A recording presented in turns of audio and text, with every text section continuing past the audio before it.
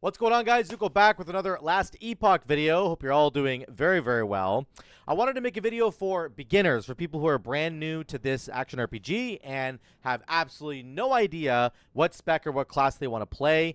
This is not going to be a guide on like what the best build is. What I simply want to do in this video is outline for you guys what each of these classes represents, what they can bring to you as a player, what kind of archetypes they kind of represent so that you can get an idea of what you might want to play. I think we all have a certain kind of play style when it comes to action RPGs, what we really enjoy playing. So this video is hopefully going to help you guys decide which one of these specs and which one of the masteries beneath those specs is going to best suit your play style. So let me just jump in at the start. I'm going to highlight all 5 of these and tell you a general overview of what's going on with these specs, and then we're going to go deeper into each mastery and talk about those as well. So let's start with the Sentinel. This is your very typical tank class in a game like this. They are very strong. You can play sword and board. You can play two-handed. They have high defense. They have pretty high sustain. Lots of passive points to enable you to bolster your defenses and stay alive a lot longer. You are going to be in melee. You can also actually play as a ranged playstyle as well with things like Javelin, even Shield Bash has a little bit of range to it, but there's lots of offense, lots of defense, a good combo here. I would say one of the tankiest specs in the game. In terms of the masteries, you can spec into a lot of damage. You can spec into basically a summoner that does a bunch of fire damage, or you can spec into a more supportive style paladin build that has auras and lots of healing for your team. So we'll get into all 3 of those in a minute, but this is what sort of a typical tank, strong melee fighter would kind of look like in a video game like this. Let's go on to the Rogue. This is the second one. The Rogue is going to be your incredibly fast, agile, melee, or ranged damage dealer. It can spec into lots of poisons or bleeds. It has the ability to shift around the battlefield. Flurry of attacks. Shurikens is a ranged ability. You have a smoke bomb you can throw down to keep yourself safe. You're going to be dodging enemy attacks for the most part. It has one of the coolest defensive mechanics in the game called Glancing Blow, which reduces the damage that you take, but you really have to spec into it on the passive tree. You can choose to either go for a sort of pure melee style as a Blade Dancer, where you're really zipping all over the battlefield very quickly, doing a lot of combo attacks and creating shadow clones that are going to help you do damage. You can spec into the Marksman, which is a very typical bow class. It has a lot of synergy just with bows itself, lots of ranged attacks that you can spec into as well. And then there is a brand new Falconer class as well.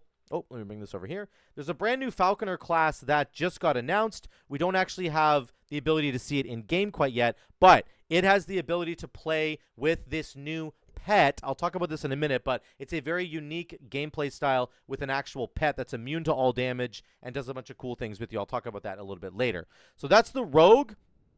Very fast, very agile, very speedy gameplay, lots of quick attacks, poisons, bleeds, that kind of stuff. Okay, you get the picture. Let's move on to the Mage. This is the typical caster class, the ranged caster class in the game. It can focus on fire, cold, and lightning. Those 3 elements primarily. You can have spells like Lightning Blast. Disintegrate is another lightning spell. You've got Glacier. There's like a Cold Snap. Not quite Cold Snap, but there's another cold ability in there. Volcanic Orb. If you spec into the Sork, you can get Meteor and another lightning spell, another cold spell. There's some really huge elemental spells to just decimate your enemies. That is a very typical component of what this spec's going to do for you. Its main defensive mechanic is Ward. You can get Flame Ward, but you can also just generate Ward passively, which is just a shield. And then, yeah, there's a ranged Sorcerer spec, which is a very sort of typical ranged mage from distance that has some really cool scaling mechanics I'm going to talk about. There's a Spellblade, which is actually a melee wizard archetype, and you get a bunch of melee elemental attacks, which is really fun. This is one of my favorite things to play in the whole game. And then they recently announced about a month ago the Rune Master, which I think is probably the coolest mage spec that's ever been invented in a game, in an action RPG game. Like, this Runic Invocation spell, I'll talk about it a little bit later. It is really wild what it can pull off. So this is your typical mage class with a couple of different specs. Let's keep moving. We got the Primalist. This is sort of your nature-themed warrior with a lot of different archetypes actually pushed into one class. So you can control a bunch of pets with the Beastmaster specialization or mastery, where you've got a raptor and a bear and a saber-tooth, and you can buff your pets with Frenzy Totem. There's a bunch of other buffs you can get too, like you can Warcry, and that helps your pets. All of your pets have their own individual abilities, so very, very cool. Very pet-themed, a summoner. There's a shaman, which turns you into a bit of a totem master, where you have big lightning storms and cold tornadoes that are flying around everywhere. You can do an earthquake or an avalanche, so lots of really cool spells there. Very elemental, very shaman, okay? Very shaman themed. And then there's a druid where you can become a shapeshifter. You can shapeshift into a werebear or a spriggan or a swarm blade, and it has a bunch of really cool abilities. It really switches all your abilities, and you can combo being a druid with a bunch of other pets if you want to. You can combo it with a shaman totem a little bit if you want to. There's a lot of synergy going on with the Primalist no matter which spec you choose, but that's kind of what's going on there. Let's go to the Acolyte. This is the final base class. This is essentially your typical dark-themed caster. Okay, it focuses on things like blood magic and curses, undead armies. There's a unique lich form you can take on. I'll talk about that in a second. You have melee abilities, ranged abilities, draining life from enemies, spreading plagues. Infernal Shade is just an ability that burns a bunch of enemies over time. Lots of dark magic. You can do a lot of damage to enemies, but you often have to sacrifice portions of your health to do so. You can spread poisons, diseases, all that kind of stuff, okay? It can have very, very high sustain sort of tankiness with the lich form, which I'll talk about in a minute. This is a completely different form that you get to take, and you kind of become this melee disease-spreading monster. Necromancer is your typical minion, undead minion army builder. You can get wraiths and skeletons, skeletal mages. You can sacrifice your minions, all that kind of stuff. There's a brand new spec that has also come called the Warlock. This is one of the ones that got announced in the last couple of weeks. This is sort of your typical dark-themed caster, like ranged caster. Not a summoner, not a lich. The lich is kind of melee. This is like the caster version of the dark themed for the Acolyte. So very, very cool there, and I'll talk about it in a minute. So those are all the base classes right there, and now we're going to talk about the masteries themselves. I'm going to dig in a little bit deeper to each of those and show you guys what they do, and we'll start with the Sentinel. All right, here's the Sentinel. I've switched my camera position over here because I need to be able to show you guys the passives here. So the Sentinel, again, this is your typical sort of tanky warrior. It has 3 masteries. We're going to start with the Forge Guard. We're going to read the passive bonuses on the left here. 35% physical and fire resistance, 3% increased armor for each hit you've taken in the last 10 seconds. So again, it really rewards you for playing as a tanky character. You might want to invest in nodes that give you shield or block synergy. There's lots of them there. You get block effectiveness. You can get block chance, more block effectiveness. There's a whole bunch. You can summon a ring of shields around you when you block an attack. So very, very cool. This spec, though, however, focuses primarily around skills like Forge Strike, which does a whole bunch of fire damage in front of you and then summons a bunch of minions. And the minions that you summon, it's called a forged weapon, and also you can summon Manifest Armor. They will gain stats from your gear. So it's a very, very cool synergistic thing going on there. Whatever stats you're putting on your gear, your army essentially is going to get as well. So you're kind of like a commander on the battlefield, summoning a bunch of forged weapons and armor to go and decimate your enemies with fire damage and physical damage. That's the combo that you're kind of working with there, and you're very, very tanky. You can do shield synergy stuff, or you can just go for a big two-handed weapon swing that does a whole bunch of big damage and can just decimate your enemies. That's the kind of concept with Forge Guard. Lots of fire damage, lots of physical damage, very, very tanky, and has a bunch of minions supporting you along the way. Let's move on to the Paladin. The Paladin is your typical sort of multiplayer support character. You have an aura that's going to give your allies 30% more damage, 15% more elemental resistance. That's amazing. That's cold, fire, and lightning resist all in one. And then you have healing hands, sigil of hope. Judgment is your big, big slam ability that's going to do a bunch of damage, but also puts consecrated ground on the ground, and your allies can stand in it and heal over time. So very good for group play. Obviously very good by yourself as well if you just want a very tanky character that can sustain through a lot of damage that's coming their way. You can see if we type in heal on the top here, there's all kinds of nodes that focus on healing you, increasing your health regeneration, health when you block, all that kind of stuff. So very, very good sustain on the Paladin. You deal increased fire, lightning, and physical damage equal to your percentage of health remaining. So the more damage you're taking, the more damage you're going to deal. And then you get more healing effectiveness as well. So very tanky, very strong, lots of sustain, good for group play, good if you want to buff your friends, okay? Void Knight is really the DPS, the big DPS dealer of the 3 masteries for Sentinel. So your main ability is called Erasing Strike. It actually can literally erase enemies from existence, which is super, super fun. You're focused on a lot of void damage. It's one of the few specs in the game, actually, that focuses very much on void damage, which is super cool. You get really cool spells like Abyssal Echoes, Devouring Orb, does a bunch of void damage over time. Anomaly is a combo skill, which you can send enemies forward in time by 5 seconds, and then you can bring them back, and it has a really cool sort of synergy with time. There's also a defensive ability that sends enemies forward in time if you drop below a certain amount of health, so that you have a moment to like recover. So it has some really cool sort of synergies with like time and void magic and interesting things like that. The main passive bonuses you're getting are 75% more void damage, and then your melee attacks, all your attacks actually have a chance of repeating themselves. So you might do this massive like erasing strike, and then it will repeat itself again. All of your abilities have a chance to do that. So if you kind of like that mechanic, that's what you're dealing with the Void Knight. So again, you're still pretty tanky, not as tanky as the Paladin or the Forge Guard. You're still pretty tanky though, and as just being a Sentinel, and you can bring a lot of void damage and just erase your enemies with this spec. So that is the Sentinel in the nutshell. Very tanky character. You can be a summoner, you can be a support class with the Paladin, or you can be a big DPS Void Knight.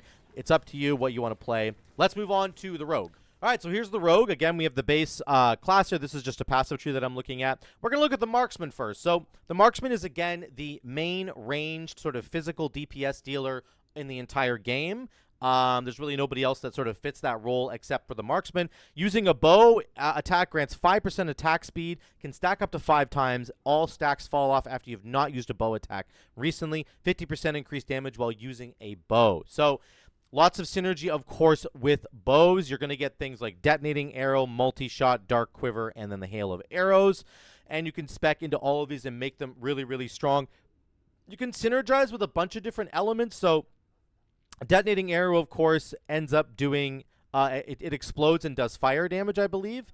Sorry, lightning damage, lightning, bow attack, area dexterity. But you can modify these skills and make them do different hit for different elements as well. You can see if we type in convert, then it can convert this to poison. It can make it a pure lightning spell. It can convert it to fire. So you have lots of elemental choices that you can also convert it into cold. So this main ability that you have can actually focus in whatever direction you want to go. You want to slow enemies down and freeze them. You want to burn enemies with ignite. You want to poison enemies. You can do that, which is super cool for the Marksman. And then of course you have lots of other spells as well that are going to help you. Some of these spells are aimed in particular directions in terms of which elemental focus they are relying on, but that's what you get to do as a Marksman.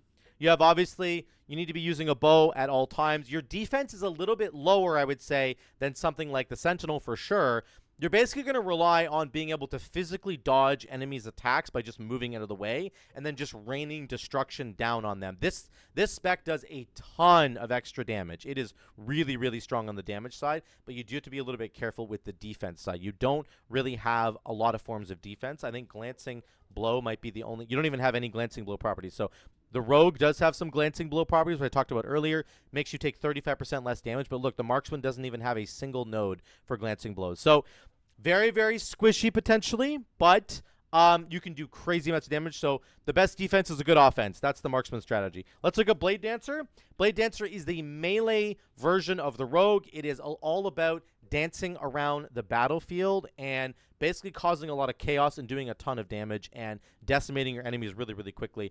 You do have much more synergy with dodge chance and glancing blow with something like apostasy. So you can actually be in the middle of the fray and still be okay and not die. You're definitely going to be utilizing skills like smoke bomb, to make sure you stay okay. Maybe a decoy to distract enemies from killing you. Your main passives here is that you get +1 to your maximum shadows, 15 physical melee physical damage, and then 15% more dodge rating. So you get inherent just dodge rating for free, which you can stack up and make it so that enemies basically never hit you. Very, very good. The max shadows is a very cool mechanic specifically for Blade Dancer.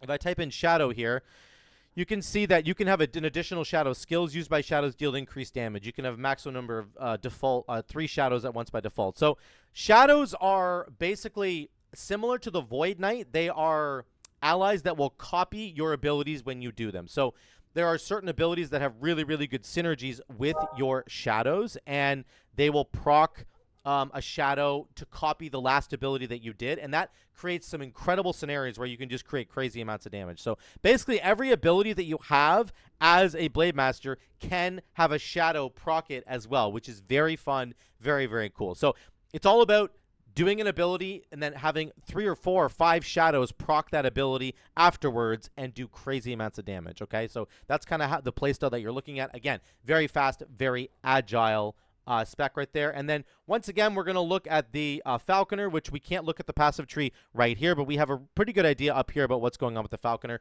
You get a Falcon pet that is invulnerable, takes no damage, but you utilize it for a bunch of your different abilities. One of the coolest ones is this aerial assault. As you leap forward, the Falcon dives to catch you, carrying you further. After dropping you off, the Falcon unleashes a storm of feathers, slicing and dicing enemies around you. That ability is really cool. You can tell your Falcon to dive bomb a particular area, do a bunch of area damage. You have a net, which is a pure utility ability, basically, that can immobilize enemies and give you a bunch of buffs. And then you have Explosive Trap in the bottom right here. I'm kind of covering it right now, but you've got Explosive Trap, which is a new form of, it's a completely new idea in Last Epoch. They didn't have traps until the Falconer. Place a trap on the ground that, when triggered, devastates the area with an explosive fire. This trap can be changed to be basically whatever element you want it to be. You can actually also spec into a build that fires off a bow, and that bow shot will actually fire a trap down in front of enemies, and you just be launching traps like all over the place. There's some really cool playstyles there, but a lot of it revolves around this Falconer pet that you have and the big damage that it's able to do. But again, it's not a typical pet in the sense that you have to like manage its health bar or what it's doing. It's invincible. It's just helping you do the damage on the battlefield, and you don't have to worry about having to like keep it alive or anything. So that's a nice little touch there for the Falconer. Very, very different playstyle for like a rogue character, and I think very fun and something brand new that we're going to have to explore once we get there. So that's the rogue in a nutshell. You have the pure ranged marksman dealing lots of damage from afar, a little bit weak on the defense. You have the blade dancer, which dodges and has glancing blows going off, and just you're not even getting hit by anybody in your smoke bomb, dancing around the battlefield doing all kinds of damage with your shadows. And then you have the Falconer, which of course focuses on this bird and its ability to help you devastate the battlefield as well with aerial assault, or you can throw out a bunch of traps if you like a trap play style character. That's what's in store for you. That's the rogue. Let's move on to the mage. All right, here's the mage. This is again your typical sort of spellcaster, focuses on cold, lightning, fire damage. So if we look at the first one, let's say look at the sorcerer. This spec is the sort of penultimate mage. It is the Giga Mage, okay? This is what you're going to be doing. If you want to be a ranged spellcaster, you have all kinds of options in terms of massive, massive spells that are going to devastate your enemies. You've got Meteor, which is your main ability. It does so much damage. It literally calls a meteor from the sky. It can be spec'd into doing some really, really cool things. So you can go, I believe, Pure Fire with this. You can do Ignite Chance. You can have it create an additional explosion. You can create Shrapnel when it lands on the ground. All kinds of really cool synergies there with Meteor. And then the main mechanic, as I said before, I think earlier for Sorcerer, is that you get plus 50 flat mana, and then your spells deal increased damage equal to their mana cost. This is a really unique and awesome idea for a caster, and it means that the gear that you're going to get on your Sorcerer is going to basically always have mana on it. You want as much maximum mana as you can get, and you can see there are talents that also, or passives that also synergize with mana, give you increased mana regeneration, give you ward based on your current mana, so you can actually get defense out of your mana as well, which is very, very cool. And then you get more spell damage, more mana regen. It's really all about the mana for this spec in order to cast these incredibly expensive spells. But because they're expensive, it means that they do more damage. Very cool. Again, you can spec into a fire spell. There's a static orb for a lightning spell. Ice Barrage is a cold spell. There's even Black Hole, which is I think it's a cold spell, damage over time and intelligence. So there's multiple options with those different elements. You can do whatever kind of caster you want, whichever element you are interested in. You can blow your enemies away with this spellcaster, and it has really, really cool synergy with the mana portion. So that's what you're looking at there. Again, ward is your main defense, and there are synergies on the passive tree for ward as well.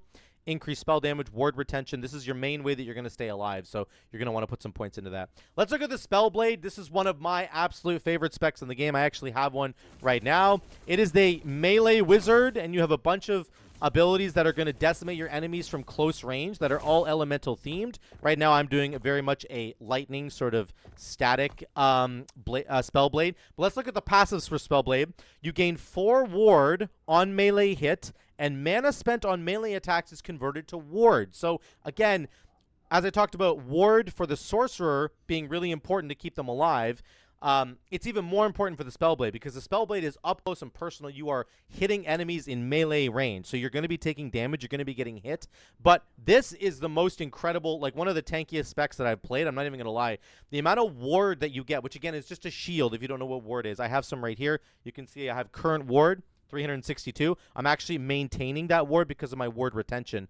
We can talk about that stuff in another time, but this spec is incredibly tanky. You can run into the middle of the battlefield, do a bunch of damage, pop your shield, and you'll have a crazy amount of overshield, essentially, protecting your health bar to keep you alive. You can spec into a cold build with Shatter Strike. There's a fire build with Firebrand and Flame Reave, and there's a lightning build with Surge and Enchant Weapon, and of course the Mana Strike that I'm using, which actually procs my Lightning Blast for free. It's very, very cool. Every time I press Surge, I proc Lightning Blast for free, and I zap a bunch of nearby enemies. So you can do whichever element you desire. There is a build for it, and it is very, very strong. Lots of fun destroying enemies in melee as the Spellblade. I really love this thing. Now, the Rune Master, potentially, in my opinion, the coolest mage archetype that has ever existed in an action RPG. This thing is so cool. It starts out with Runic Invocation. What this means is whenever you use a spell that has an element, you're going to gain a rune, like above your head. And then you're going to combine runes together to create a new spell. So if you press a lightning spell and then another lightning spell and then press Runic Invocation, that's going to be 2 lightning spells, and it's going to do a certain spell for you. If you press a fire spell and a lightning spell, it'll do a different ability. If you press a lightning spell and a fire spell, it does a different ability. If you press a cold spell and a cold spell and a fire spell, it does a different ability as well. There's like 30 of these suckers. It's crazy how many spells you can create from this one spell. And it means that the gameplay is really dynamic. It's super fun. You can create all kinds of different spells until you really find the ones that you love. And some of them are incredibly powerful. Very, very strong, very powerful. This thing is really, honestly, overpowered a little bit. But the best way to play Mage that I've ever played in an action RPG. It is so much fun to mess around with this thing. And you get the other options, too. You still have, like, Flame Rush, Frost Wall, Rune Bolt, and Glyph of Domination are other spells that you can use. But this one spell, Runic Invocation, has 30 spells inside of it that you can mess around with however you want, and it's incredibly fun. So if you want to play a mage character that has a lot of fun experimenting with different spell effects and unique different spells, in fact, that you can create, this is totally the spec for you. And I promise you, no matter what spell you create, you're basically going to be very, very strong. That's been my experience of it running through the campaign, and I've really enjoyed it a lot. So if you're thinking about going for a mage archetype and you want something a little bit crazy, go for the Rune Master, because it is a lot of fun. That's the mage in a nutshell. Melee mage. Lots of ward retention, lots of melee spell damage, blowing enemies up, staying alive in melee. The sorcerer, decimating enemies from afar with some classic spells like Meteor, and you can go any spell that you desire, lightning, ice, fire. And then the Rune Master, combining all the elements together to create whatever spell you want to blow up your enemies with. It's a ton of fun no matter which way you slice it. So that's Mage in a nutshell. Let's move on to the next spec. Okay, this is the Primalist. This is probably one of my favorite specs just in general. It very much has a shaman archetype in it, of course. Obviously, one mastery being a shaman. So we'll get to that in a second, but it's really close to my heart. I really enjoy this spec a lot. There's a lot going on, though, with this spec. There's a ton of things to sort of think about. You have, first of all, companions and or totems in almost every single build that you're running. Whether or not even you're a shape-shifting druid, you're still going to probably have companions or totems alongside you. So if you don't like a playstyle that involves having companions to sort of manage or totems to put down on the ground, then you're probably not going to like this Primalist. But if you don't mind having some of that stuff, then this is going to be the spec for you. It's very, very fun. So generally speaking, we're going to look at the Beastmaster first. This is the spec that focuses almost entirely on beasts. And you get a Summon Raptor as your beast just for picking the Beastmaster. So here it is. You get +1 companion limit. So So the companion limit off the bat, I believe, is 1. This gives you access to 2. You can take another companion over here and get maximum 3 companions, and there's other ways to modify the amount of companions you can get as well. You and your minions deal 50% increased melee damage, so that's important to understand. The idea with the Beastmaster is that you're up front in the melee, in the fray, dealing damage with your minions, destroying the enemies. That's what you're supposed to be doing. And you can summon a whole bunch of minions, right? So we're looking at things like your wolves over here. You can also get summon bear, summon scorpion, frenzy totem, summon sabertooth, and summon raptor. So you have a whole bunch of different summons to choose from. They can be spec'd into different elements if you want to. The scorpion, for example, can go physical, cold, or lightning. The bear is basically pure physical. The sabertooth can go physical or cold, and then the raptor is pure physical as well. Your wolves, however, can go physical, cold, and lightning as well. So if you want to do like an elemental build where you're bringing a bunch of lightning or cold damage down, you can actually spec your companions to also be doing cold damage. The sabertooth is one of the coolest ones. He can cast Ice Vortex. He can retaliate with Ice Vortex. The sabertooth becomes an Ice Tiger, converting its damage to cold. Bunch of really cool specs there. So this is absolutely the companion playstyle. And then in your passive tree, you have a couple of really, really big buffs, like Aspect of the Shark, which increases your melee physical damage. You can give Aspect of the Shark to your companions, which is super cool. You have Aspect of the Lynx, which is right here. This one, yeah.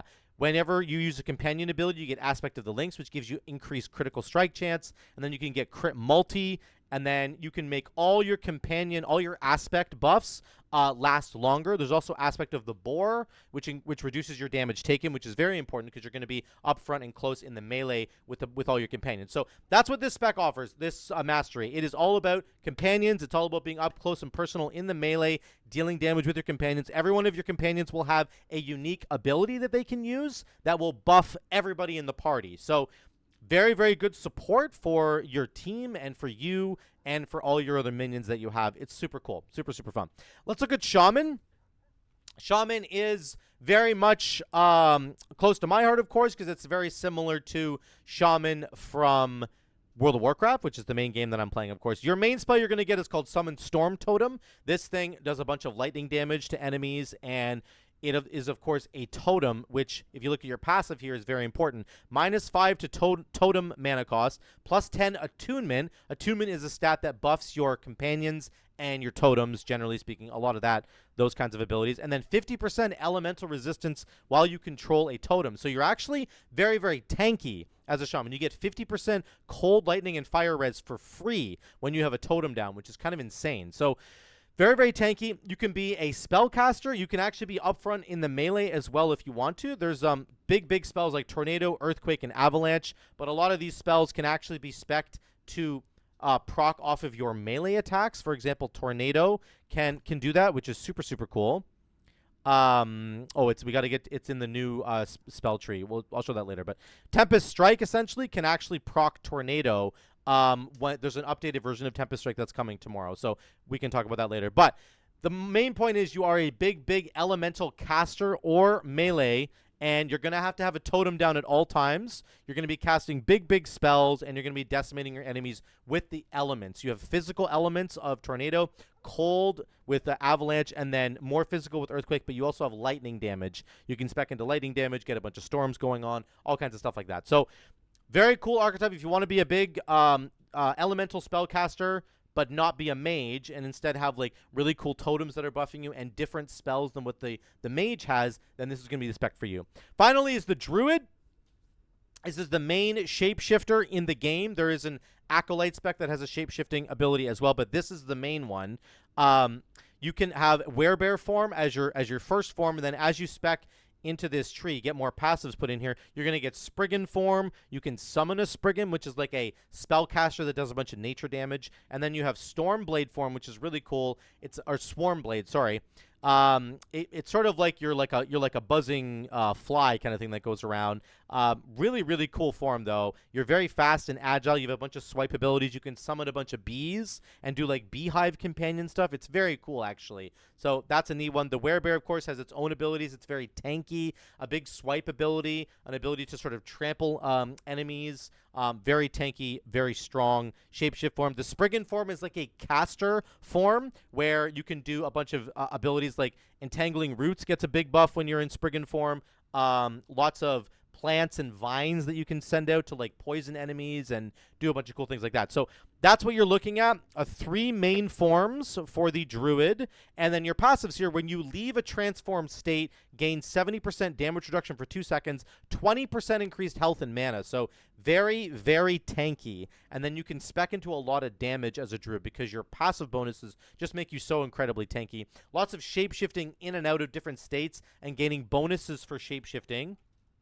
You can see it here. After you gain the Shapeshifter buff for limited duration when you transform, granting armor and damage. If you've increased critical strike chance when you have a Shapeshifter. You and your minions are healed when you transform. So a lot to do with transforming into different forms back and forth and then utilizing those different forms and their abilities. You can actually combo 2 different forms together if you want to and try and come up with different builds that way. So very unique playstyle. If you like the transforming into different animals and stuff, this is definitely the playstyle for you. That's the Primalist, guys, in a nutshell. You've got the Beastmaster, which controls a bunch of companions and has some really, really significant melee buffs, like Aspect of the Shark. The Shaman is doing all the big spell casting with cool spells like Earthquake and Tornado, and you have to have your totems down to be giving you some buffs. And then the Druid is the main transformer in the game. Multiple different forms you can take depending on how you want to play, what your play style is. So that's it for the Primalist. Let's move on to the Acolyte. Okay, last but not least, this is the Acolyte. Again, this is sort of the dark spellcaster of the game. It focuses a lot on like bleeds and poisons and necrotic damage. And you can obviously spec into multiple different masteries. Let's start off with the Necromancer. This is the most common, you know, undead army building spec. It's very common in a lot of action RPGs. This is no exception, but there's a lot of really cool, actually, niches in this game compared to other action RPGs with Necromancer. So for one, you get +1 to max skeleton, +1 to max skeleton mage, and your minions deal 50% more damage. You also get Summon Wraith as your very first ability, which is super cool. The Wraiths are basically temporary minions that will destroy your enemies, but you can spec them out to last longer. You can do a bunch of stuff with them, which is super cool. Then you also get Summon Skeletal Mage. These things are very, very strong. You're limited to 2 Skeletal Mages at a time, but they cast a very powerful Dread Bolt, and it has a 50% chance to apply Damned on hit. Damned is sort of a damage over time. It's necrotic damage over time, basically. So every element in this game has a damage over time component, and that's what it is for necrotic damage. You can sacrifice your minions if you want to. Later on, you're going to get Dreadshade and then Assemble Abomination, which is your really, really big sort of abomination that you can make. You can absorb all your other minions into this one huge minion, and he will get a bunch of the stats from those other minions. His health does decay over time, so again, there's ways to modify that in the spell tree. Just on the regular skill tree, you also have Summon Skeleton as one of the main abilities you can get. And one thing that I really loved about Summon Skeletons was some of the modifications that you could make. So you can summon a lot of skeletons. You can summon more skeletons down here. You can get more skeletons right there with Hollow Walkers, and then Grave Walkers and more skeletons up here.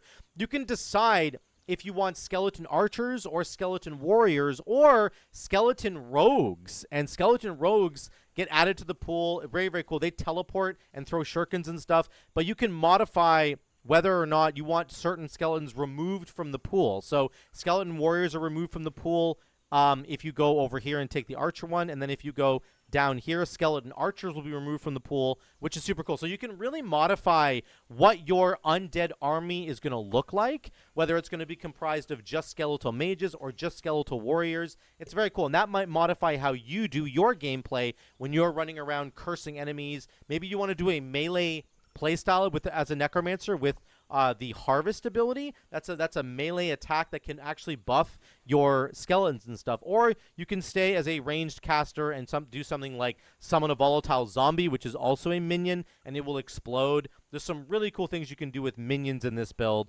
And it's a fun sort of standard necromancer, but I just wanted to highlight how there are some twists to it, at least in my experience, from some of the other necromancers in other action RPGs. Let's look at the Lich. The Lich is an incredibly strong, durable, tanky, disease-spreading monster. That's what the Lich does. So you get access to Reaper form, which transforms you into a Reaper, and then you get a couple of new abilities, access to new abilities, which are really, really cool. The Reaper form transforms your health bar into a brand new health bar. So that slowly drains over time. So you're sort of fighting to keep this health bar as high as you possibly can keep it. That's the main sort of gameplay loop there. Once this health bar gets to 0, you just go back to your regular health bar. So it's this extra layer of protection, and it synergizes really, really well with effects that drop your health below half. So let's type in half here. When you drop below half health, you're granted ward. This is a 12-second cooldown, so you can actually spec into this and get a really, really big chunk of ward whenever you drop below half. But because this health bar on the Lich form is always dropping below and you're always trying to get it back up again, you can keep dropping below half like multiple times in a row, or you can keep yourself in sort of a low life state and get a bunch of bonuses for being on low life. All sources of health leech are converted and increased at 10 times their value, which is super cool. You get lots of leech to sustain yourself. You deal increased damage. This bonus is tripled when you're below 35% HP. So this is the big idea with this spec, is that you are able to keep this new health bar at a very low level and keep sustaining it back up, because it's not your real health bar. If you lose it all, it doesn't matter. You just go back to your normal health bar, and then a few seconds later, you can go back into Lich form again. It does have a low sort of cooldown. And it's really, really fun gameplay, in my opinion. It's a cool style. You're also incredibly tanky. Here's what you get as your passive bonus: +1 to your companion summon limit. You and your minions deal 50% increased melee damage. So again, it's all about being in melee and sustaining yourself through the damage that's coming while you're inside this form. You have a bunch of synergies with Vitality, of course. Soul Barrier grants additional ward equal to your Vitality, and you get Vitality increased points there. It's a really, really cool spec.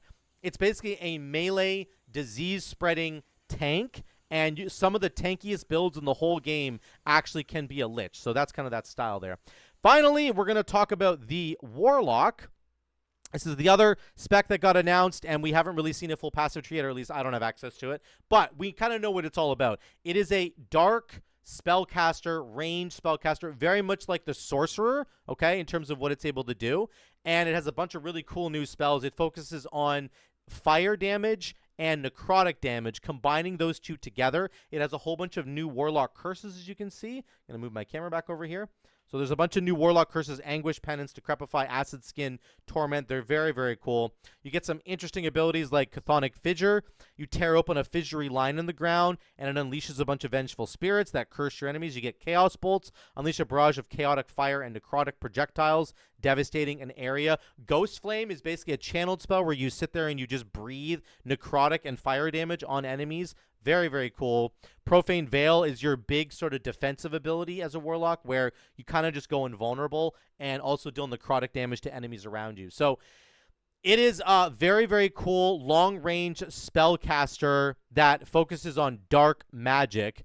I don't think it has the passive here. No, I don't see the passive for the Warlock. So I forget exactly what that's going to be, but we'll have to wait and see. If this style is interesting to you, where you like being a spellcaster, but you don't want to be a mage, instead you'd like to be sort of a dark spellcaster, this is the one for you. It's going to do necrotic damage, fire damage. You can spread that damned effect to a bunch of different enemies. You can just burn them all. You can curse enemies. It has all that together there. So this is the Acolyte. Lots of damage over time, lots of blood magic, lots of curses, lots of necrotic damage, fire damage. You can be really, really tanky as a Lich and get in there with melee damage and just spread poison and disease to enemies nearby. You can summon an undead army with the Necromancer and specifically pick out which kinds of skeletal minions you want in your army. Or you can play the Warlock, which again is that ranged dark spellcaster that focuses on necrotic damage and kind of burning your enemies from afar. So those are all the different archetypes, guys. I hope you enjoyed my video showcasing them all. This is meant to just be a quick video to help you guys have a better idea of deciding what you might want to play when you enter Last Epoch. This is the most important decision that you're ever going to make. I should have said this at the beginning of the video, but I'm going to say it now. You cannot respec your mastery. Once you pick one of these masteries, you're done for that character. You can't respec it. You can respec your passive points, but not your mastery. So this is a really important decision. I want you guys to make the best decision possible. I hope this video has helped you decide what you're going to play for the first cycle of Last Epoch. So thank you so much again for watching. Let me know what you think in the comments down below. I love you all. I will see you in the next one.